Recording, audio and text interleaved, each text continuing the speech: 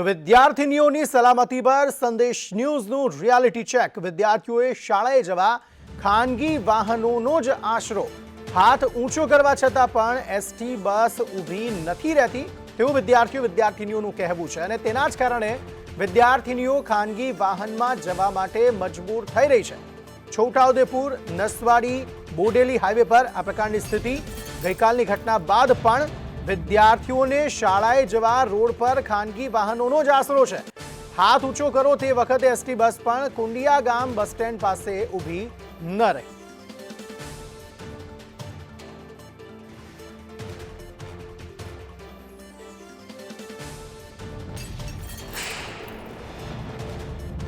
છોટાઉદેપુર જિલ્લાની અંદર છેડતીની ઘટના સામે આવી છે અને ગુજરાતને શર્મસાર કરે તેવી ઘટના સામે આવી છે। શાળાની વિદ્યાર્થીનીઓ ઘરે જતી વખતે ખાનગી વાહનમાં બેસીને જતી હતી। તે સમયે ખાનગી વાહનની અંદર જે સવાર લોકો હતા તેઓએ બાળકીઓને છેડતી કરતા ચાલુ ગાડીએ કૂદી જવાની ઘટના સામે આવી છે। તેને લઈને સુરક્ષા અને તેમજ ટ્રાન્સપોર્ટેશનની એક ચૂક ગણાઈ રહી છે। ત્યારે આપણી સાથે કેટલાક આગેવાનો જોડાયા છે, તેઓ શું કહેવા માંગે છે જાણીએ। જયેશભાઈ, આજે જે સુરક્ષા મુદ્દે ચૂક થઈ છે, જે ટ્રાન્સપોર્ટેશનની સુવિધાનો અભાવ છે, શું કહેવા માંગો છો?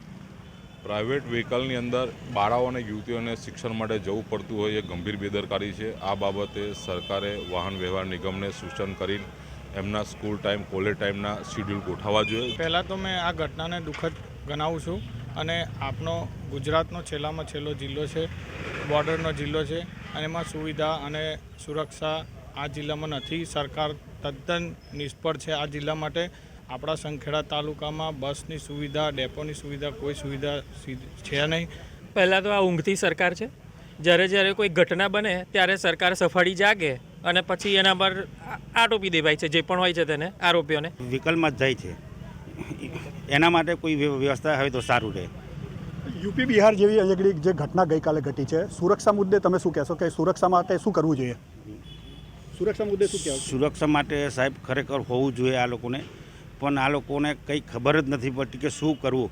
આમ મોટી મોટી વાતો કરે છે અને લોકોની વાહવા લેવા માટે આ લોકો બીજા બધા ની રૂટોની બસો ચાલુ કરે છે। જે જોઈએ છે એ લોકો કરતા જ નથી।